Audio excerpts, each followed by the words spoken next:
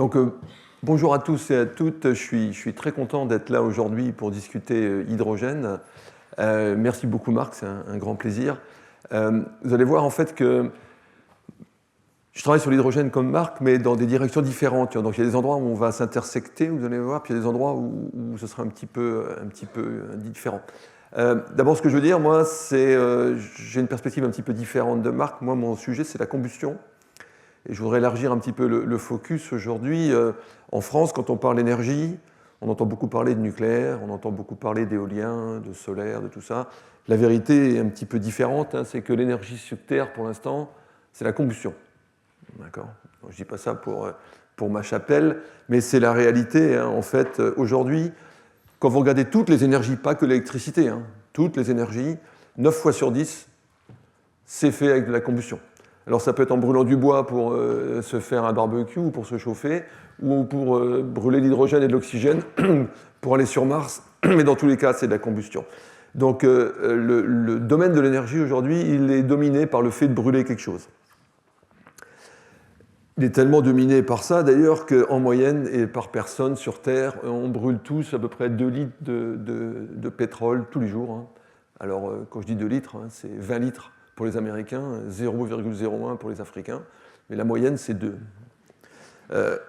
Quand on regarde d'ailleurs la combustion, hein, le total de la combustion que vous voyez là, c'est donc à peu près 90%. Les 90% ne sont pas faits qu'en brûlant des combustibles fossiles. Hein. Je vais y arriver. Il y a aussi du renouvelable. Par exemple, quand vous faites du bio, en général, à un moment donné, vous le brûlez. Au final, c'est à peu près dans 91%. Et ce chiffre-là descend très, très doucement, malheureusement. Alors pourquoi est-ce qu'on brûle des choses pour faire de l'énergie ? C'est assez simple, hein, c'est que la quantité d'énergie qu'on peut retirer, le bénéfice hein, en termes d'énergie qu'on peut retirer de la combustion est énorme. Vous prenez 1 kg d'essence ou de kérosène, vous avez dedans une énergie absolument faramineuse, comparée par exemple aux batteries, hein, ce que les gens ont en tête. Hein. 1 kg de kérosène que vous emmenez avec vous, vous pouvez tirer à peu près la même énergie que 40 ou 50 kg des batteries les plus sophistiquées. Si vous emmenez 1 kg d'hydrogène, ça correspond à peu près à 100 kg de batterie. Donc évidemment, brûler quelque chose, aujourd'hui, c'est pour ça qu'on l'a partout, c'est la façon la plus efficace de récupérer l'énergie et de loin. Et la deuxième équation que je vais vous montrer, je n'en montrerai pas beaucoup des équations aujourd'hui, c'est qu'en fait, ce n'est pas en train de changer. C'est-à-dire que l'énergie, c'est de la combustion aujourd'hui et ce sera encore de la combustion demain. Alors pourquoi ? Il y a plein de scénarios, hein. C'est les scénarios énergétiques, il y en a autant qu'on en veut, mais en gros, ils ressemblent tous à ça quand même. Si vous regardez ici l'énergie qu'on produisait en 2010 et puis ce qu'on compte faire en 2035, c'est pas qu'on va pas faire beaucoup de renouvelables en plus, on va en faire énormément en plus, on va peut-être même faire du nucléaire en plus, mais la vérité, c'est que comme la demande globale, mondiale, des Indiens, des Chinois, des Africains monte, même si nous on baisse, ça ne sert à rien, enfin on peut baisser, mais pour satisfaire la demande mondiale, on va brûler plus de pétrole, plus de charbon, plus de gaz, ce qui est évidemment une catastrophe, parce qu'en fait, ça c'est une image que certains de mes étudiants ont récupérée, c'est une bonne analogie sur la façon dont le monde est drogué aujourd'hui au pétrole, d'accord ? Et comme toutes les drogues, vous savez, c'est bien au début, mais après, ça a des conséquences. Et les conséquences, je ne vais pas parler dessus, hein, vous les connaissez très bien. En gros, il faut arrêter. D'accord ? Le laboratoire où je travaille, moi, il est coupé en deux. Il y a une moitié qui fait de la combustion, l'autre qui fait du changement global du climat. Et je peux vous dire que les réunions sont intéressantes, parce qu'en gros, quand on fait des réunions, ils nous disent qu'il faut juste qu'on arrête la combustion. Voilà. Après, arrêter, ils viennent en voiture, donc arrêter n'est pas facile. Donc, on est tous convaincus qu'il faut aller vers des énergies renouvelables. La façon de le faire exactement, avec ou sans nucléaire, je pense qu'on est tous convaincus aujourd'hui que sans nucléaire, ça passe juste pas. Donc il faut peut-être rajouter aussi du nucléaire. Et un des problèmes, bien sûr, Marc l'a déjà dit, c'est que ces énergies renouvelables sont intermittentes et que c'est vraiment pas facile à gérer des trucs intermittents et que donc le stockage d'énergie devient un problème à lui tout seul. Alors, comment est-ce qu'on stocke l'énergie ? Alors là, c'est un problème plus compliqué. Ce qui est amusant, c'est que, à nouveau, avec la combustion. Alors comment ? Marc vient d'en parler. Toutes ces stratégies Power to X to Power fonctionnent comme ça. On utilise des énergies renouvelables et on s'en sert pour faire du gaz. Par exemple de l'hydrogène, c'est quand même le plus classique. Et puis après, on réutilise l'hydrogène quand on en a besoin. Je vais vous montrer un exemple de ça. Alors le problème, évidemment, Marc l'a dit, c'est que l'efficacité globale de ce truc est très très faible. Donc, d'un point de vue énergétique, c'est un gros gâchis. Mais il ne faut pas oublier non plus que de toute façon l'énergie qu'on a à la base, qu'on appelle fatale, vous savez, c'est le jour où il y a trop de soleil et trop de vent. L'Allemagne a eu ce problème plusieurs fois. Vous ne savez pas quoi en faire de toute façon. Donc en fait, multiplier un petit rendement par une énergie gratuite, ou pire, par une énergie qui vous encombre parce que vous ne savez pas quoi en faire, ça peut être utile.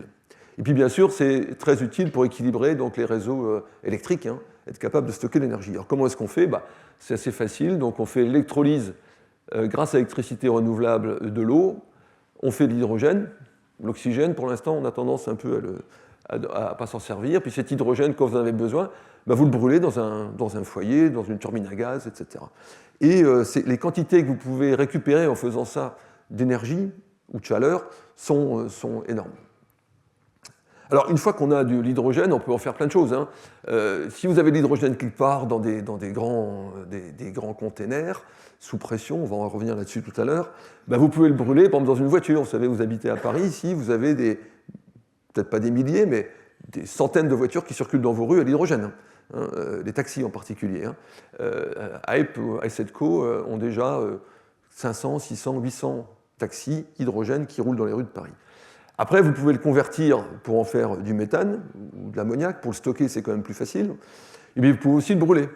Donc, par exemple, vous pouvez le brûler dans des moteurs à piston pour des gros transports, les camions, les bus. Vous pouvez le brûler, et on va en parler tout à l'heure, pour le transport aérien, mais aussi pour faire de l'électricité dans une turbine à gaz. Vous pouvez le brûler dans des foyers, et en particulier dans l'industrie lourde, qu'on a vu tout à l'heure. Hein, quand Marc vous a indiqué non, c'est vrai que tout à l'heure, pour l'industrie lourde, il y a plein de processus où ce n'est pas avec un radiateur électrique que vous allez vous en sortir. S'il faut atteindre 2000, 2500 degrés, il n'y a qu'une seule façon d'y aller, c'est avec des flammes.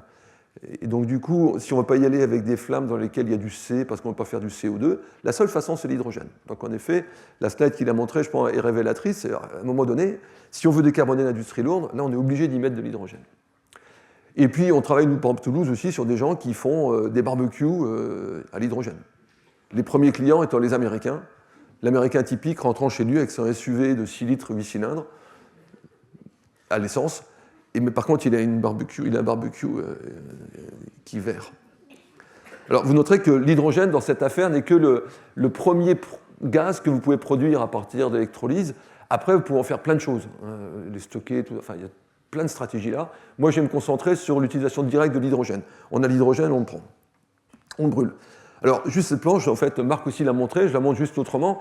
Un des gros atouts des gaz, en général, de stocker l'énergie dans les gaz, c'est que si vous mettez en échelle log ici ce que vous pouvez stocker et le temps pendant lequel vous pouvez le stocker, si vous avez une batterie dans votre voiture, vous n'avez qu'à voir, laissez-la une année toute seule, revenez au bout d'une année, regardez combien il y a d'énergie encore dans la voiture, dans la batterie. Vous allez voir, ça ne le fait pas. Alors que, bon, l'hydrogène, les bouteilles de gaz, par exemple, vous en avez tous, vous pouvez les garder des années, vous les rouvrez, il y a toujours du gaz dedans.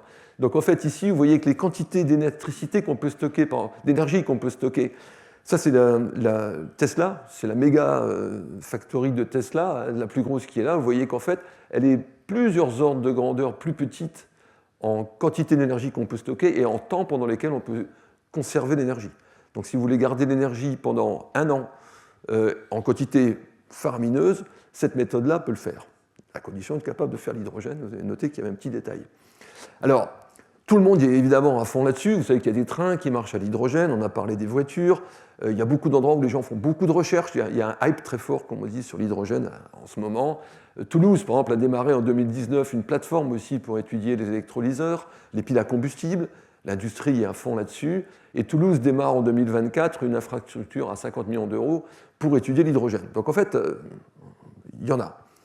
Alors la question, c'est est-ce qu'il est vert? Alors bon, ça on a déjà parlé, ça dépend ce que vous appelez vert. Quand il y aura l'hydrogène qui sortira du sol, c'est un gros sujet actuellement. Vous avez vu dans la presse, tout le monde dit qu'il y a des gisements d'hydrogène en Alsace ou en Lorraine, comme si l'hydrogène jaillissait du sol. Alors c'est un petit peu plus compliqué que ça, et surtout on ne pense pas qu'il y en aura des quantités faramineuses. On peut faire l'hydrogène, bien sûr, en faisant du power to gas. Il faut l'électricité. Vous avez vu combien il faut, la moitié de la production française d'électricité pour faire ça. Je vais juste faire une remarque en fait, que Marc n'a peut-être pas mentionnée, c'est que, comme d'habitude, les USA, avec leur douceur habituelle, ont trouvé une méthode beaucoup plus radicale, qui est d'utiliser toute l'infrastructure lourde de l'industrie pétrolière américaine pour faire de l'hydrogène à partir du méthane. Ça, c'est un tout petit détail, ça fait plein de CO2, mais qu'est-ce que vous faites? Vous faites du CO2 capture sur place, c'est-à-dire que vous produisez de l'hydrogène à partir du gaz, ils en ont, et le CO2, vous dites que vous allez le capturer. Toute la question, c'est que les gens doutent du fait que ce soit faisable.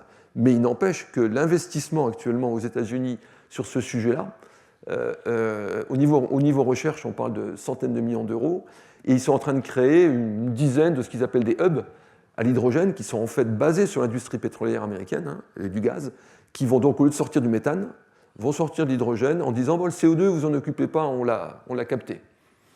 Pour vérifier s'ils l'ont capté, ce sera une autre affaire. Donc ça, c'est une autre façon de dire qu'il va y avoir l'hydrogène. Les Américains parlent de remplacer la moitié de la consommation des voitures américaines par de l'hydrogène. Bon, pourquoi pas. Alors, supposons qu'il y en ait. On a deux questions, évidemment. C'est est-ce qu'on va pouvoir l'appliquer et pour quelles applications? On pourrait l'appliquer partout. La question, c'est où est-ce que c'est raisonnable? Si on veut appliquer l'hydrogène partout, par exemple, si vous prenez le réseau de méthane de Paris qui sert à faire votre café le matin, vous ne pouvez pas, en tant que combustionniste, je vous le déconseille, dire que vous branchez l'hydrogène le matin à la place du méthane. Ça ne va pas le faire. Vous pouvez en mettre un petit peu, jusqu'à 10-15% peut-être. Après, il faudra changer toutes les chaudières à gaz de toute la ville. Donc, c'est ce qu'on appelle rétrofiter. L'endroit qui est le plus intéressant pour des combustionnistes, c'est d'aller au maximum de ce qu'il y a de plus difficile là-dedans, c'est d'utiliser donc l'hydrogène pour le transport. Et parmi tous les transports, comme je suis toulousain, moi, évidemment, le pire, c'est l'avion. Si vous arrivez à faire un avion à l'hydrogène, vous saurez tout faire. Vous allez voir que la conclusion, c'est probablement pas celle-là. Mais bon. Donc, il faut déjà dire qu'aujourd'hui, il y a déjà de l'hydrogène, par exemple, pour faire l'électricité.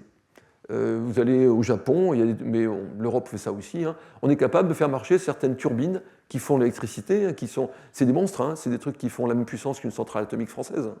Une de ces turbines-là fait 300-400 MW sans trop se fatiguer, et elles peuvent marcher 100% d'hydrogène. Mais il faut bien noter que ça, c'est des turbines, elles ne décollent pas, hein, elles font 35 mètres de long, hein, je ne sais pas combien de centaines de tonnes. Donc en fait, il n'y a pas de limite au poids qu'on met là-dedans, et il n'y a pas de limite en particulier à tous les systèmes de sécurité que vous pouvez y installer. Vous rajoutez 3 tonnes de capteurs, de systèmes de sécurité, personne ne vous dira rien. Dans un avion, ça ne va pas être pareil. Ce qui fait qu'il y a une grosse polémique dans ma communauté, hein, qui est est-ce qu'on va réussir à décarboner les avions à l'hydrogène? Alors avec des SAF, on sait qu'on peut, mais à l'hydrogène, c'est une grosse question.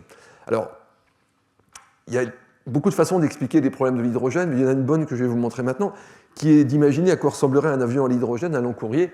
Il aurait probablement une tête comme ça. Parce que le problème de l'hydrogène, c'est que ça prend de la place. La densité est très faible. Et donc, un avion à hydrogène, il aurait probablement un dos de ce type pour arriver à emmener le volume d'hydrogène nécessaire pour le faire fonctionner. Donc du coup, on tombe tout de suite sur une grosse question avec l'hydrogène, qui est comment on le transporte. Il y a deux façons de transporter l'hydrogène, soit cryogénique, soit sous haute pression. Alors ça a l'air d'être un détail, quand on vient de l'essence ou du kérosène, on est habitué à prendre un bidon, et puis vous mettez 10 litres d'essence dedans, et puis vous avez 7 kilos, et c'est facile, vous pouvez le... Non, avec l'hydrogène, c'est pas ça. Alors avec l'hydrogène, vous avez donc deux solutions. Si vous voulez qu'il soit liquide, il suffit de le refroidir à moins 253 degrés. Bon, ça fait un sacré congélateur. Hein. Mais même quand il est liquide, il ne fait que 70 kg par mètre cube, alors que le kérosène liquide lui fait 800 par mètre cube. Donc en fait, si vous preniez l'exemple d'A330 ou d'A340, hein, qui aujourd'hui emmène 220 mètres cubes de kérosène, en fait, il faut emmener 1100 mètres cubes d'hydrogène, si vous l'emmenez liquide. Donc vous imaginez ce que c'est 1100 mètres cubes, c'est 10 mètres par 10 mètres par 10 mètres à 20 Kelvin. Ça va être un petit peu, ça va être compliqué. Donc on peut se dire, il n'y a qu'à le prendre sous pression. C'est ce qu'on fait dans les voitures. Dans une voiture, le réservoir qui est là, c'est un réservoir sous pression qui est à 700 bars, 700 fois la pression atmosphérique. Alors, je parle d'entre vous, vous avez déjà une fuite d'eau chez vous.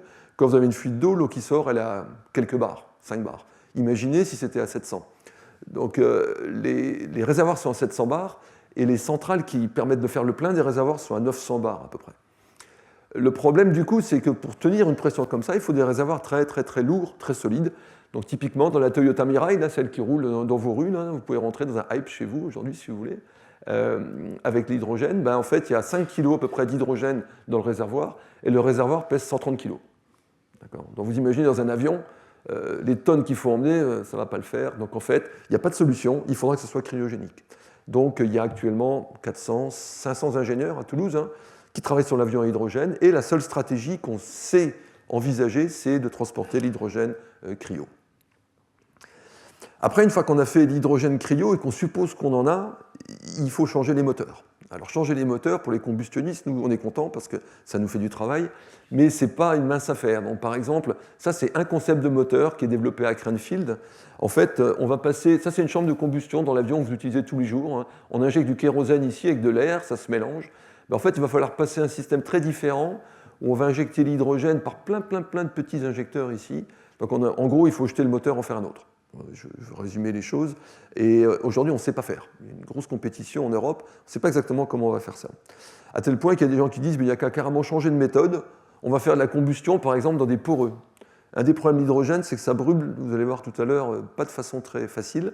Donc il y a des gens qui disent bon, on pourrait mettre les flammes à l'intérieur de milieux poreux. Vous avez une image ici qu'on fait dans mon labo. Vous voyez une flamme. Elle ne brûle pas dans l'air, elle brûle à l'intérieur d'un solide. Et ça permet de garder la flamme là où on veut. Il y a d'autres concepts aussi pour les moteurs qui sont encore plus radicaux, comme celui-là. Là, vous voyez ce qu'on appelle un moteur à détonation tournante. Ce que vous voyez là, c'est une détonation. Je vais vous expliquer tout à l'heure le détail de ça, mais vous pouvez juste pour l'instant retenir que c'est quelque chose qui se propage à peu près à 2 km par seconde, qu'on ferait tourner à l'intérieur des moteurs et qui serait capable de brûler de l'hydrogène. Donc le monde de la combustion est en effervescence pour l'instant là-dessus, parce que les moteurs doivent être changés. On ne pourra pas fonctionner avec des moteurs normaux sur des avions si on veut brûler de l'hydrogène.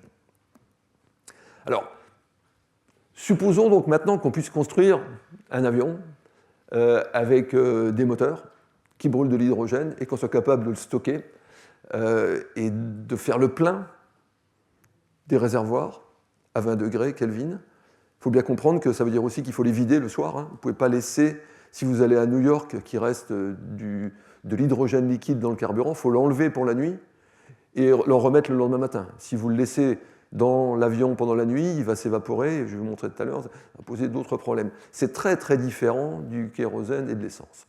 Je veux à nouveau faire une remarque là-dessus, les kérosènes et l'essence sont des carburants absolument incroyables, de facilité, de puissance, de souplesse, pour le diffuser dans le monde entier.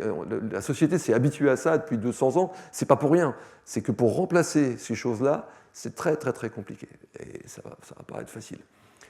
Donc du coup, là, je suis obligé de commencer à discuter donc safety. Pourquoi parler de safety? Vous allez voir, c'est le problème de sécurité lié à la combustion. Je ne parle pas d'autres problèmes de sécurité, juste la sécurité liée à la combustion. On va devoir transporter de l'hydrogène, on va devoir le transférer entre des camions et par exemple des avions ou même des voitures. S'il y a des fuites, qu'est-ce qui se passe? Et s'il y a des accidents, qu'est-ce qu'on fait? Alors là, je vais juste faire un tout petit peu d'histoire. C'est important de livre là, de Christian Bayeux, qui est un Français qui a fait une rétrospective de l'hydrogène. Depuis qu'on parle d'hydrogène, en fait, vous allez voir, la sécurité était vraiment pas loin. L'origine, en fait, le moment où on a commencé à en parler beaucoup, c'est quand on avait des ballons, parce que l'hydrogène, non seulement il brûle, mais il est léger. Donc si vous voulez faire un ballon, c'est très pratique. Donc en fait, à l'époque, ils ne savaient pas trop ce qu'ils faisaient, ils ne savaient pas si c'était de l'hydrogène, ils l'appelaient hydro pour water et gen for generated. En fait, ils s'en servaient surtout parce qu'ils ont vu que ça permettait de faire des ballons. Alors comment on fait un ballon à l'hydrogène? Il faut mettre des gants. On fait ça au tonneau, c'est à la française. Là. Donc en fait, vous prenez un grand tonneau, vous mettez du fer dedans avec des choses dans lesquelles ils ne vont pas mettre les doigts, et vous sortez l'hydrogène. Donc en fait, au-dessus de votre tonneau, là, il sort de l'hydrogène, vous le mettez dans une enveloppe, l'enveloppe se gonfle, et puis à un moment donné, vous pouvez faire du ballon. Et en fait, ces ballons ont été lancés par les Français, vous voyez, 1783, là, et ont permis tout de suite d'aller très loin. D'ailleurs, ce qui est amusant, quand on lit d'ailleurs la littérature là-dessus, c'est que quand ils ont atterri à quelques kilomètres de Paris, les pauvres gars qui ont été dedans ont failli se faire trucider par les locaux, qui pensaient que le diable avait envoyé un truc qui venait du ciel, parce que c'est vrai que c'était pas évident. Et donc le roi a dû diffuser la nouvelle partout, qu'on faisait des essais avec des trucs qui pouvaient voler. C'était pas intuitif. Alors, déjà à l'époque, en fait, quand vous regardez la chronologie, ils ont volé en juin 1783, mais pas avec l'hydrogène, avec un gaz plus léger, mais pas fait avec l'hydrogène. En août ils ont commencé à faire l'hydrogène et en décembre, ils ont volé. Ça, c'est la chronologie officielle. Et si vous regardez en fait les détails, vous voyez qu'entre les deux, le 26 novembre déjà, il y a quelqu'un qui est venu voir si tout se passait bien avec une torche et ils ont failli volatiliser tout le système. D'accord ? Parce qu'évidemment, l'hydrogène ne pouvait pas jouer à ça. Donc en fait, l'histoire de l'hydrogène, dès le début, dès le premier mois, la sécurité est devenue un problème. Alors pourquoi c'est un problème ? L'hydrogène, c'est la molécule la plus petite qu'on ait à notre disposition, donc elle passe à travers tout. Ça fuit tout le temps. D'accord ? Le test le plus classique, c'est ce que racontent les gens de Renault, c'est de s'être intéressé, par exemple, à qu'est-ce qui se passe si on met une voiture à hydrogène dans le sous-sol d'un immeuble. Donc c'est ce qu'ils ont fait, ils ont mis une voiture à hydrogène dans le sous-sol d'un immeuble. Quand ils sont venus une semaine plus tard, il n'y avait plus d'hydrogène dans le sous-sol. Par contre, dans les appartements au-dessus, il y en avait beaucoup. Donc du coup, et parce que ça passe partout, donc du coup, il ne fallait pas fumer dans ces appartements-là. Donc ça fuit. Après, un combustionniste vous dira que quand vous avez de l'hydrogène, vous n'allez pas vous poser beaucoup de questions, ça va s'allumer. Il y a beaucoup de gaz qui ne s'allument pas. Si vous avez du gaz naturel chez vous, vous faites votre cuisine. Si le gaz naturel fuit, que vous ne faites pas de bêtises, vous ouvrez les fenêtres, ça va bien se passer. Avec l'hydrogène, la probabilité que ça ne s'allume pas avant que vous ayez ouvert les fenêtres est pas très grande. En plus, quand ça brûle très très très vite. Je vais vous montrer des vitesses, mais typiquement, l'ordre de grandeur, c'est 10 fois plus vite. La vitesse de flamme, c'est-à-dire la vitesse à laquelle la combustion se produit, est 10 fois plus élevée pour l'hydrogène que pour le méthane, par exemple. Et ça fait des explosions, et je vais vous expliquer ce que c'est les explosions dans quelques minutes. Alors, on est obligé de parler de sécurité, parce que on peut faire des plans, et avec Marc, vous pouvez faire tous les plans que vous voulez. Si demain matin, il y a une mère de famille qui meurt dans une explosion d'hydrogène avec ses 3 enfants, M. Macron dira on arrête l'hydrogène. D'accord ? Donc en fait, la sécurité devient un point de passage qu'on ne peut pas éviter. Et les combustionnistes sont nerveux, d'accord, quand on parle de sécurité d'hydrogène. Alors c'est là qu'il faut un petit peu réfléchir à la sociologie. Moi je rencontre aussi des avocats il n'y a pas longtemps, parce qu'un des problèmes c'est s'il y a des accidents, qui sera responsable ? Et donc pour nous qui connaissons un peu l'hydrogène, on est moyennement rassurés. Alors, on l'a déjà vu, il y a déjà des centaines de milliers de tonnes utilisées tous les jours dans l'industrie pour l'hydrogène. Donc on peut l'utiliser de façon safe.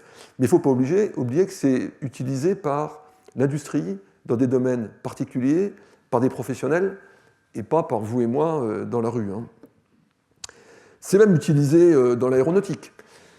L'exemple classique qui est toujours cité, c'est de dire on fait bien Ariane 5 qui marche à l'hydrogène, pourquoi on ne ferait pas un Airbus ? Alors, quand on compare un Ariane 5 et un moteur d'Ariane 5 et un Airbus, il y a en effet des analogies, mais les points qu'il faut surtout quand même noter, c'est que quand vous faites le plein d'un Airbus, si vous faites ça en quelques minutes, vous mettez du kérosène dedans. Pour faire le plein d'un Ariane 5, c'est plus de 4 heures, avec des gens qui font très attention à ce qu'ils font, parce qu'il y a un nuage d'hydrogène autour qui se forme. Enfin là, je peux dire, il n'y a pas de fumeur sur la base. Et donc on ne peut pas attendre 4 heures pour faire plein d'un Airbus. Et puis aussi, il ne faut pas oublier qu'un Ariane 5, ça vole 300 secondes. Enfin, 500 secondes là, pour le moteur, 40 ans pour un Airbus. Donc en fait, on n'est pas du tout dans le même type d'outil, même si c'est le même carburant. Ce qui veut dire qu'en fait, même si on pense que, bien sûr, on a fait voler des fusées à l'hydrogène, on a même fait voler des avions à l'hydrogène déjà, mais de là à rendre ça commercial, en particulier à le sortir du domaine industriel pour l'amener dans le domaine du transport, c'est compliqué. Alors, ce que je vous dis là, c'est vrai pour les avions, mais bien sûr, par déduction, vous allez tout de suite comprendre que c'est vrai aussi pour votre chauffage, pour les voitures, pour vos barbecues, pour les machines à café, un peu partout. Alors, je voudrais juste là revenir aussi sur une analogie qu'on entend très souvent, qui est de dire, bon, les industriels ont l'hydrogène, donc c'est pas dangereux.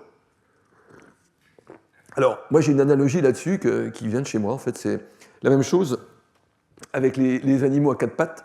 Donc vous voyez, là c'est un chat, tout le monde en a, enfin pas tout le monde, beaucoup de gens en ont chez eux. Et vous voyez, il y a des chats dans votre maison, et ça c'est pas dangereux. Et il y a aussi des tigres dans les eaux, et c'est pas dangereux non plus. D'accord ? Et puis en plus, ils ont le même look, ils ont tous les deux les pattes qui pendent, ils ont que 2 oreilles, 4 pattes, enfin bon, ça a l'air vraiment pareil. C'est comme le méthane et l'hydrogène. D'accord ? Le méthane c'est ça, l'hydrogène c'est ça. Est-ce que pour autant vous avez envie de ça ? Moi, personnellement, je ne suis pas sûr, d'accord ? Parce que c'est bien ça dont on est en train de parler. On est en train de dire, on va sortir le tigre du zoo et on va l'installer chez tout le monde. Alors, il faut réfléchir à quelle laisse vous allez lui mettre, comment vous allez le nourrir. Enfin, quand il n'est pas content, comment vous allez lui dire de se calmer. Enfin, bon, c'est pas si simple. Donc, il y a une vraie question sur la généralisation de l'hydrogène, indépendamment de toutes les autres questions. Il y a une vraie question pour sortir l'hydrogène du monde dans lequel il se trouve aujourd'hui, qui est un monde très contrôlé. Alors, il y a beaucoup d'idées aussi sur l'hydrogène que les gens utilisent pour essayer de dire, bon, c'est pas dangereux. Alors, une des idées, c'est l'hydrogène est léger, alors c'est vrai, hein, donc il va monter. Si vous avez une fuite d'hydrogène, ça monte. Et donc, du coup, si ça monte, ben, c'est pas grave. Ah, sauf que, bon, d'abord, ça peut monter dans certains cas. Par exemple, que vous faites des trains à hydrogène, en effet, vous mettez le réservoir sur le toit, et donc l'hydrogène monte, sauf dans les tunnels.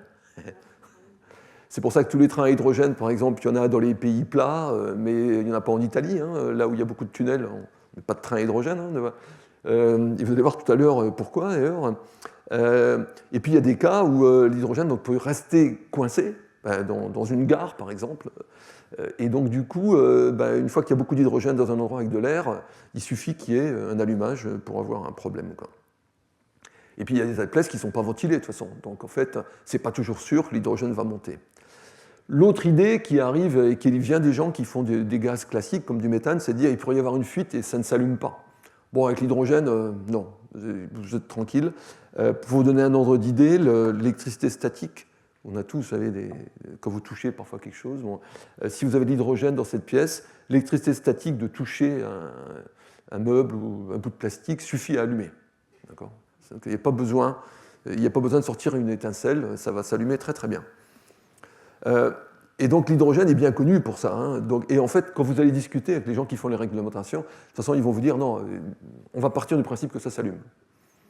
Tout le monde ne dit pas ça. On a travaillé par exemple avec des gens qui font des trains en France qui partaient du principe qu'il n'y aurait pas de fuite. Et donc ça ne s'allumerait pas. On leur a dit non, mais on va reprendre depuis le début, il va y avoir des fuites et ça va s'allumer. Et si vous voulez certifier tout ça, il va falloir s'en occuper. Ce qui est amusant d'ailleurs, c'est que malgré tout, les trains, ils roulent déjà. Il y a déjà des trains à hydrogène. Il n'y a pas encore eu d'accident. Alors, cette histoire d'accident lié à l'hydrogène, il y en a déjà eu. Hein. Ça ne fait pas longtemps qu'on le déploie, mais on a déjà des exemples. Ça, c'est la Norvège en 2019, hein, une station-service. Donc ici, vous avez des modules qui permettaient de comprimer l'hydrogène à 900 bars. Bon, il y a eu, on sait ce qui s'est passé maintenant. Il y avait un tout petit défaut sur le couple de serrage des joints, parce que des joints qui tiennent 900 bars, c'est pas, vous ne l'achetez pas chez Castorama, quoi, hein, d'accord, le gars qui l'avait serré l'avait pas mis tout à fait au bon couple, et 6 mois plus tard, ça commençait à fuir, et une fois que ça fuit, ça s'allume tout seul, et donc on se résulte là. Il y a eu la même chose en Californie, sur un site de transport d'hydrogène par des camions.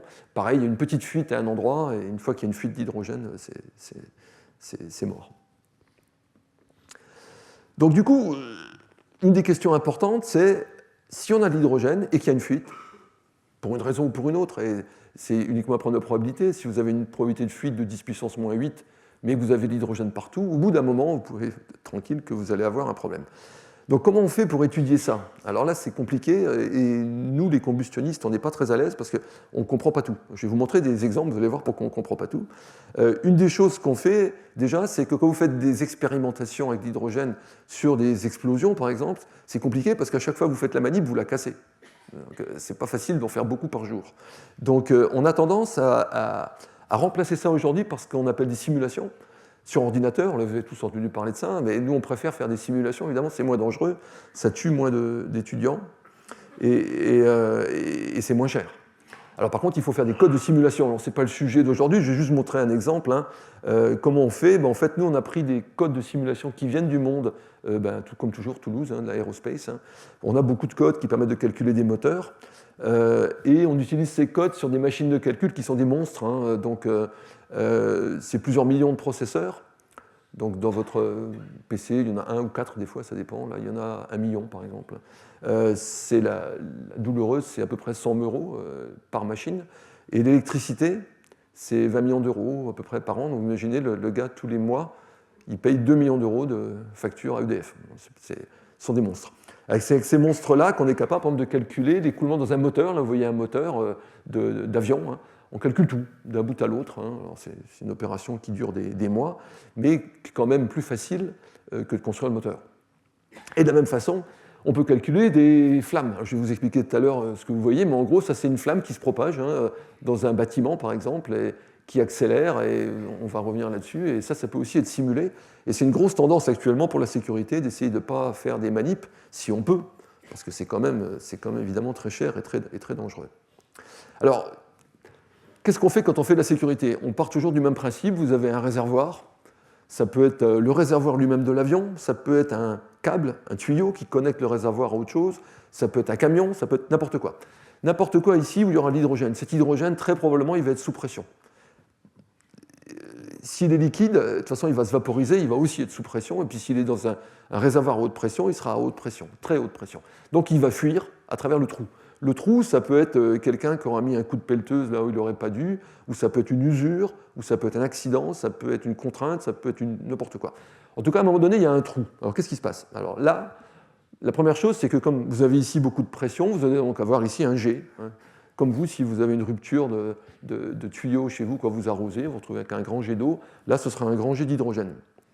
Ce jet d'hydrogène, comme la pression est très élevée, c'est un animal très particulier qu'on appelle un jet sous-détendu, qui a un système d'onde de choc très compliqué, mais le nombre que vous pouvez retenir ici, quand même, c'est qu'à peu près l'écoulement ici va sortir à 1300 mètres par seconde. Donc, ça va sortir vite. Donc il n'y aura pas besoin d'attendre longtemps pour qu'il y ait beaucoup d'hydrogène dans la pièce. Cet écoulement est très compliqué parce qu'il y a des chocs qui interagissent avec la forme du jet, enfin peu importe pour l'instant. Le résultat net, c'est celui-là, c'est qu'en fait, si ce jet s'allume, et il y a beaucoup de cas, il va s'auto-allumer, vous allez avoir une grande flamme, une espèce de torche, je vais vous en montrer une dans quelques instants, qui va pouvoir faire 2 mètres jusqu'à 20 mètres de haut, et elle est la plupart du temps invisible. Parce que les pompiers aiment bien d'ailleurs. Alors elle est invisible, mais si vous la traversez, vous vous en rendez compte. Donc les pompiers s'équipent actuellement de caméras infrarouges. Il faut un gars qui ait la caméra, qui détecte la chaleur cette fois, pour dire aux autres où est la flamme. Autant vous dire que quand ils interviennent sur une voiture à hydrogène, ils ne sont pas très rassurés. D'ailleurs, c'est pour ça qu'ils font ce genre de vidéo. Vous allez voir là, ils comparent ici 2 feux. Ils ont mis dans une voiture du carburant normal, donc vous allez voir ce qu'on appelle un feu habituel de voiture, donc c'est des flammes un peu comme votre feu de cheminée, et ils ont mis aussi dans la voiture des bouteilles, une bouteille d'hydrogène qui vont ouvrir à un moment donné, qui est à plusieurs centaines de bars, et vous allez voir la différence qu'il y a entre les 2 types de flammes. Donc là, ils allument, vous voyez ici les flammes habituelles qu'on voit sortir d'un véhicule en feu, et vous allez voir, là vous avez la caméra infrarouge, et là ils ouvrent la bouteille d'hydrogène maintenant. Et vous voyez que ce n'est pas du tout la même topologie. Pourquoi? Parce que ça sort très très vite, quoi. Ça sort à 1000 mètres secondes. Donc en fait, ici, si vous avez... Alors celle-là, on la voit parce que ce que vous voyez, c'est les sièges et le toit qui sont en train de brûler. Hein. Mais si c'était une flamme d'hydrogène pur, vous ne la verriez même pas. Donc en fait, déjà du point de vue sécurité, là, c'est un tout petit trou. Le trou qui est à la base fait quelques millimètres. S'il faisait 10 cm, au lieu de faire 2 mètres de haut, elle ferait 20 mètres de haut, cette flamme. Donc imaginez une flamme de 20 mètres de haut, quoi qu'il y ait devant, vous pouvez oublier, quoi. C'est un chalumeau géant. Alors, il y a beaucoup de cas où on va faire exprès de faire ça. Alors pourquoi? Si vous avez un réservoir à 20 Kelvin ici, donc moins 250 degrés, il est à pression atmosphérique, c'est pour ça qu'on a fait ça. Il est à basse pression, normal, il n'y a pas besoin de le comprimer, mais il est très très froid. Si jamais il se réchauffe, parce que par exemple vous avez une isolation qui commence à flancher, il va commencer à chauffer, donc il va commencer à bouillir et la pression va monter. Vous ne pouvez pas laisser ce réservoir monter en pression, parce que sinon il va exploser. Donc qu'est-ce que vous faites? Vous faites ce qu'on appelle du venting, c'est-à-dire vous ouvrez un trou pour que le gaz qui sort, c'est une cocotte minute. Vous avez déjà tous fait une cocotte minute, ça se met à siffler là. Bon ben là vous faites pareil, quand la pression est trop élevée de la cocotte minute, vous ouvrez un petit trou et ça sort. Donc vous vous retrouvez avec ce qu'on appelle un sillage d'hydrogène derrière l'avion. Ou alors, vous vous retrouvez avec une flamme derrière l'avion. Alors en France, on n'aime pas trop bien ça, les flammes accrochées derrière les avions. Hein. C'est pas une bonne idée. Et on ne sait pas trop aujourd'hui prévoir si on aura ça ou ça. Alors pourquoi ça s'allumerait? Parce que là, il y a des gaz chauds qui sortent du moteur. Hein. Donc bon, on ne sait pas. Et bon, Airbus est conscient de ça. Chez Airbus, par exemple, le petit tuyau que vous voyez là, la queue de l'avion, c'est justement le vent du réservoir qui laisserait sortir l'hydrogène derrière, et le plus loin possible de l'avion pour qu'il ne s'allume pas, normalement. Vous imaginez la tête du pilote quand il téléphonera en disant « j'ai un truc qui me suit ». Enfin bon, c'est pas des... Mais ça, c'est la solution facile, parce qu'en fait, ça, c'est la solution où vous avez une flamme d'hydrogène qui est accrochée à un endroit où vous avez choisi qu'elle soit. Mais en fait, si vous avez une rupture de quelque chose dans un moteur, elle ne va pas forcément se produire là où vous voulez. Vous pourriez casser un tuyau à l'intérieur du compartiment moteur. Ou dans un train, vous pourriez avoir une fuite qui n'est pas forcément sur le toit, parce que les moteurs ne sont pas sur le toit. Donc en fait, vous pouvez vous retrouver à avoir des fuites d'hydrogène n'importe où. Et ces fuites peuvent s'allumer. Et on a beaucoup d'études actuellement, nous, avec les motoristes et tout, à dire, voilà, s'il y a une flamme qui s'allume là, ben, qu'est-ce qui se passe?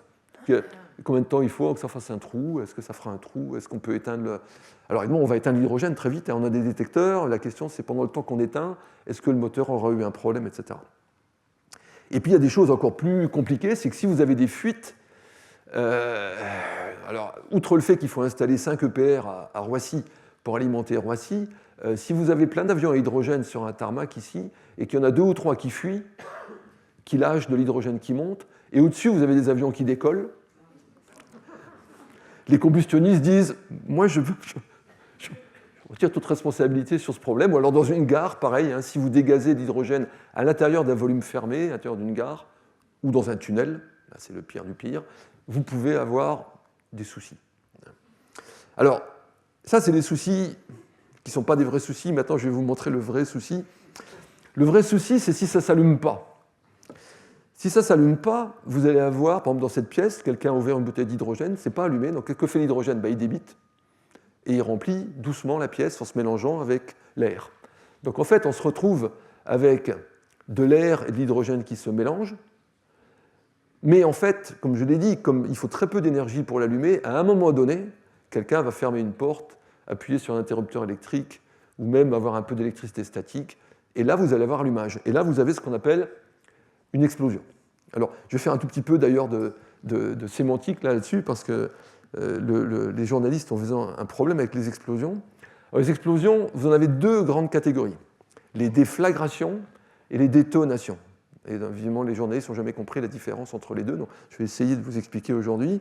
Les déflagrations, c'est pas bon, mais c'est pas trop mauvais quand même. Les détonations, c'est très mauvais. Alors, je vais vous montrer la différence. Là, je vais vous montrer une déflagration. On a baissé un petit peu le son, donc ça ne devrait pas être trop violent. Ça, c'est ce que font les compagnies. Ça, c'est la Lloyd, en fait. C'est pas de l'hydrogène, ça c'est du méthane. C'est pour reconstituer des accidents. Typiquement, quand il y a une fuite, vous en avez, il n'y a pas longtemps à Paris, hein, vous avez une fuite de méthane dans un bâtiment, et puis boum, ça fait une flamme. Alors là, en fait, vous avez à l'intérieur de ce pseudo-bâtiment-là un mélange de méthane et d'air qui est confiné par juste un film en plastique, et on va allumer un bout, et vous allez voir ce qu'on appelle une déflagration.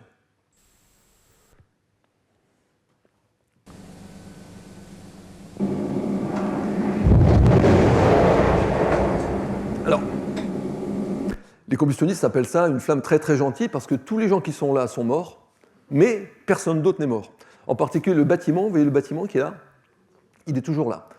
Pourquoi? Parce que cette flamme qui est là, elle a fait une surpression très faible. La pression à l'intérieur de cette boîte est passée de 1 bar à 1,05 bar. 1,02 peut-être.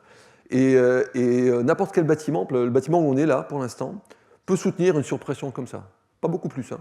Parce qu'une différence de pression à l'extérieur du mur, ici, il y a 1 bar. À l'intérieur, s'il y a 1,02, vous calculez la force par mètre carré, ça fait quand même tout de suite des centaines de kilos. Quand on est par exemple à 1,05 bar, ça veut dire que sur ce mur-là, s'exercerait des dizaines de tonnes. Il peut encore tenir. Normalement, il tient. Donc, ça veut dire que par exemple, si vous êtes dans un bâtiment, vous avez une déflagration. L'endroit où la déflagration passe, tout le monde est mort. La flamme est à 2000 degrés. Hein. Mais le bâtiment, lui, résiste. Donc c'est une petite catastrophe. Là, je vous montrer une grosse catastrophe. Donc ça ressemble, mais ce n'est pas tout à fait pareil. Il y a un tout petit peu plus de carburant. Et là, on a une détonation. Vous allez entendre la différence aussi.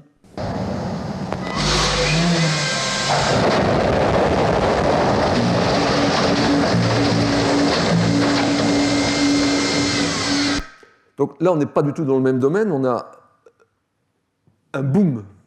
La grosse différence entre une déflagration et une détonation, c'est boom. Si vous n'entendez pas les choses, c'est que ce n'est pas une détonation. C'est pour ça que quand on vous dit qu'il y a une énorme déflagration, les gens ont entendu une énorme déflagration. Non, s'ils l'ont entendu, c'est que c'était une détonation. La pression est montée cette fois à 100 bars. 150 bars. Donc autant vous dire que là, 150 bars dans ce bâtiment, il n'y a plus de bâtiment. Hein. De toute façon, il n'y a plus de Collège de France. Hein. Et donc là, on a une catastrophe d'un autre ordre. D'accord ? Donc on peut, par exemple, imaginer que si vous avez un avion à l'hydrogène, que vous ayez une fuite dans un moteur, si vous avez une déflagration, c'est-à-dire que le moteur va prendre feu, vous activez les systèmes pour éteindre le feu, ça va bien. Si vous avez une détonation dans le moteur explose, il fait une détonation, mais l'avion explose aussi. L'onde de choc volatilise l'avion. D'accord ? Donc en fait, on ne peut pas avoir de détonation dans un avion. D'ailleurs, nous qui travaillons pour Airbus, le mot détonation n'existe pas chez Airbus. Ça ne peut pas arriver. C'est un mot, c'est comme lapin sur un bateau, ça ne peut pas arriver. Donc en fait, les détonations ne sont pas acceptables. Par contre, vous avez vu que les deux choses que je vous ai montrées, entre la déflagration et la détonation, dans les deux cas, c'était une espèce de tube qu'on allume à un bout. Et le problème, c'est que les déflagrations peuvent devenir des détonations. Oui. La différence entre les deux manips, qu'est-ce qui s'est passé ? La seule différence, c'est que sur la détonation, au début, il y a un mur autour pendant 2 mètres. C'est-à-dire qu'on empêche la flamme de partir dans toutes les directions, on la focalise. Et ça lui suffit pour partir en déto. Justement, ce problème maintenant, quand est-ce qu'une déflagration peut devenir une détonation, devient un problème essentiel. Est-ce qu'on est capable de le prévoir ? Parce qu'on peut vivre avec des déflagrations, on ne peut pas vivre avec des détos. Alors, on fait des calculs, je vais vous montrer à quoi ça ressemble. Ça, c'est un calcul de déflagration dans une boîte qui ressemble à un bâtiment. C'est un bâtiment de laboratoire, hein, c'est un parallélépipède avec des obstacles dedans. Ça pourrait être des chaises ou des armoires. Et vous voyez la flamme, en fait, ici qui commence, c'est la zone rouge. Donc à l'intérieur, il fait très très chaud. Devant, il fait froid. Et la flamme souffle les gaz qui sont devant elle. C'est l'effet de souffle, hein, que vous avez déjà entendu probablement. Et au fur et à mesure qu'elle se propage, elle devient de plus en plus rapide. Mais là, ça reste une déflagration. Donc maintenant, je vais vous montrer une détonation. Et vous allez voir, vous comprendrez pourquoi on n'est pas à l'aise pour les prévoir. Donc là, vous prenez pareil, c'est un tube. L'exemple le plus classique, c'est les tubes que vous avez dans les mines, hein, les galeries de mines. C'est vraiment l'endroit où on a étudié ça le plus. Hein. Donc c'est une mine, vous avez à l'intérieur de la mine ici du gaz qui est produit. Dans une mine, il n'y a pas que du charbon, hein, il y a aussi du méthane, de l'hydrogène, en fait, tout un tas de trucs pas sympathiques. Et ben donc on fait une manip, là ça va être un calcul, on met là-dedans un gaz combustible, on l'allume ici, vous allez voir, et on va voir une flamme avancer. Et vous allez voir que cette flamme, au début, ça va être une déflagration et elle va devenir une détonation. Alors, on va voyager, ce tube est très très long, hein. Bon, comme dans une mine, hein, il peut faire des dizaines de mètres, des centaines de mètres de long. On va voyager avec la flamme pour que vous voyez ce qu'elle devient. Et vous allez voir, plus on avance vite, plus la flamme avance vite, puisqu'on est accroché à la flamme. On va regarder la position de la flamme et la pression. Alors bon, peu importe pour l'instant, allons-y. Donc vous avez ici, la flamme quand elle commence, c'est une déflagration, c'est une flamme gentille. La pression est presque constante. Et tant que ça se passe comme ça, c'est pas trop mal. Malgré tout, n'oubliez pas qu'il fait quand même 2500 degrés ici et 300 degrés devant. Mais pour l'instant, c'est une flamme relativement gentille qui avance assez doucement. Un petit peu plus tard, vous voyez, elle a commencé à devenir beaucoup plus plissée, beaucoup plus tordue dans tous les sens. Et là, elle avance déjà beaucoup plus vite. Vous voyez, comme on voit défiler les obstacles là, et la pression commence à être agitée. Et vous voyez aussi une autre chose, c'est que la flamme est ici. Et devant elle, elle pousse une onde acoustique. Elle fait du bruit, si vous voulez. C'est la même analogie que vous auriez pour un avion de chasse. Vous savez, devant un avion, il y a une onde de choc. Quand l'avion devient sonique, encore plus supersonique, il rattrape le bruit qu'il fait, et on a le fameux bang sonique. Bon, là, ça va être la même chose. Quand la flamme, ici, qui est là, si elle arrive à rattraper l'onde acoustique qui est devant, on passe en détonation. C'est ce qui va se passer dans le film suivant. Alors, regardez bien, ça va vite. Attention, on est parti. Hop. Donc là, vous voyez la flamme, elle est toujours derrière l'onde acoustique, mais à un moment donné, il va se passer quelque chose au niveau de cet obstacle, vous voyez, clac, clac, et boum, maintenant elles sont synchro. Et le front que vous voyez là, maintenant, il avance à peu près à 2 km par seconde. Et une fois qu'on en est là, c'est fini. Et on sait que si on enlève les obstacles que vous voyez là, ce mécanisme ne se produit pas, ou beaucoup plus tard. Donc on sait que, par exemple, dans un bâtiment, le point critique, c'est les obstacles. C'est beaucoup plus raisonnable d'avoir des bâtiments vides en termes de combustion. Évidemment, vous allez me dire, un bâtiment vide, à quoi ça sert ? Chaque fois que vous mettez une chaise, une armoire, vous encouragez ce type de choses. Et une fois qu'on a dit ça, ça n'aide pas beaucoup les gens, parce que des bâtiments vides ou des moteurs d'avion vides, ça ne marche pas, quoi. Donc en fait, on voit qu'il y a un problème de fond sur la sécurité hydrogène aujourd'hui, qui est que la communauté combustion, on leur demande de répondre à la question que je viens de vous montrer. Là, je vous ai montré une géométrie qui est une géométrie académique, mais quand on bosse pour les trains ou les avions, les gens viennent nous voir avec la conception d'un moteur ou d'un système de carburant, et ils nous disent, est-ce que c'est safe ou pas? Et nous, on est là, s'il n'y a pas de transition à la détonation, oui, à peu près. S'il y a une transition à la détonation, non. Et nous ne savons pas vous dire s'il y aura une transition à la détonation, parce que ça dépend complètement du carburant, de la forme, ça dépend s'il y a des virages, ça dépend s'il y a des obstacles, ça dépend de beaucoup, beaucoup de choses. Et donc la question de base qui est, est-ce que c'est safe? Nous, aujourd'hui, on ne sait pas vraiment donner une réponse affirmative. Et ce n'est pas tellement étonnant, hein, la communauté combustion travaille là-dessus depuis 70 ans, je ne vous en ai pas parlé, mais ce sujet de la transition à la détonation, il est lié aux bombes, évidemment. Hein. Parce que quand vous faites des bombes, vous voulez aller tout de suite à la détonation. Donc les combustionnistes, ils savent très bien faire un système qui va aller tout de suite à la détonation. C'est l'inverse de ce qu'on veut. Alors on pourrait dire, du coup, vous sauriez faire l'inverse. Non, on sait faire détonner, mais on ne sait pas empêcher de détonner. Et on sait par exemple que si, il y a une bonne façon, c'est de ne pas prendre d'hydrogène.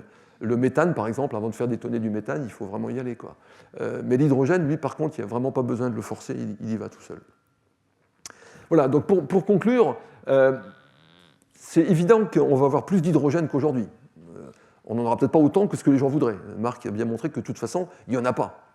Il n'a pas donné les chiffres, il a dû vous le donner la fois d'avant, mais aujourd'hui, 99% de l'hydrogène, c'est fait avec du méthane, donc ça ne sert à rien en termes de CO2, quoi. Et comme ça multiplie les rendements, c'est débile. Autant brûler directement du pétrole. Donc, mais si on suppose que l'hydrogène, on arrive à le produire d'une façon grise ou verte, on va en trouver dans pas mal d'endroits. Donc il y en aura. De là à dire qu'on s'en servira pour les transports, vous avez compris que moi je pense que peut-être les voitures. Les avions, il y a une grosse polémique pour l'instant là-dessus. Je pense qu'Airbus s'est engagé à faire des avions à hydrogène, donc je pense qu'on va avoir des protos, hein, c'est sûr. De là à dire que vous irez en vacances en avion à hydrogène, je ne sais pas. C'est pas évident, entre autres parce que pour les avions, non seulement on va devoir refaire les moteurs, mais on va devoir refaire tout l'avion, et en fait on va devoir refaire tout l'aéroport. D'accord? Parce qu'il faut amener, vous imaginez, amener de l'hydrogène liquide dans un avion. La chose qui est compliquée à comprendre avec l'hydrogène à 20 Kelvin, c'est qu'à 20 Kelvin, tout est liquide ou solide même. L'oxygène, l'azote. Donc en fait, par exemple, le tuyau dans lequel vous allez faire voyager l'hydrogène liquide, il faut le purger avant pour enlever tout ce qui pourrait bloquer, par exemple, de l'air. Donc il faut le purger avec autre chose, mais comme les parois sont froides, ça va geler sur les bords. Enfin, et évidemment, s'il y a la moindre fuite, comme vous l'avez compris, la moindre fuite à l'hydrogène pourra nous emmener là où on ne veut pas. Donc en fait, Airbus travaille là-dessus. Airbus travaille avec l'aéroport de Paris, avec les pétroliers, avec Air Liquide. Ils envisagent tout le scénario complet de l'avion à hydrogène. Mais l'accumulation des difficultés est telle que, je pense qu'aujourd'hui, le cas est ouvert, quoi. Et donc, surtout, même s'il n'y a pas d'avion à hydrogène, il y aura des voitures à hydrogène, il y aura des camions à hydrogène, il y aura de l'hydrogène dans l'industrie, on va en voir de plus en plus, et donc la sécurité va devenir un sujet encore plus prégnant. Tant qu'on reste dans l'industrie, je pense que c'est quelque chose qu'on pourra maîtriser. De là à penser que, comme on le fait déjà pour l'instant, hein, dans une voiture à hydrogène, en Allemagne, il y a des stations, n'importe qui, votre enfant de 18 ans, peut aller là-bas et brancher sur sa voiture à hydrogène un truc qui délivre 900 bars pour remplir un réservoir à 700 bars. Moi, perso, je ne le ferai pas, quoi. Rendre un système comme ça étanche, je ne sais pas si vous vous rendez compte, pour le grand public, c'est comme très compliqué. S'il y a de la poussière, le moindre truc qui se coince dans le... Alors, il y a des sécurités, hein, vous ne branchez pas ça comme votre essence, vous ne mettez pas un tube dans un trou. Hein. Il y a un système de sécurité qui rentre, qui se verrouille. Mais bon, à nouveau, même si la probabilité d'échec est que 10-7 ou 10-8, on a déjà vu hein, que, en Suède, en Norvège, là, que ça peut vite tourner mal. Voilà, écoutez, je vais m'arrêter là. Si vous avez des questions, je suis à votre disposition.